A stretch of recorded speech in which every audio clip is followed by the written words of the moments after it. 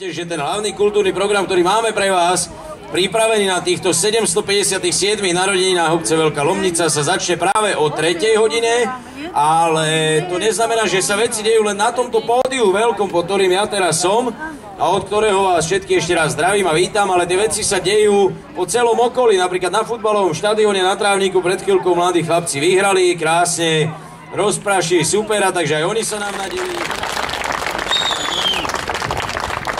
Krásny deň, dámy a páni, príjemný, krásny, slnečný deň. Dúfam, že to vydrží počas celej vašej nádhernej akcie, zábava. Nech sa páči, vidím, že ste prišli bližšie k javisku, takže my začíname s hudobným programom. Ty dala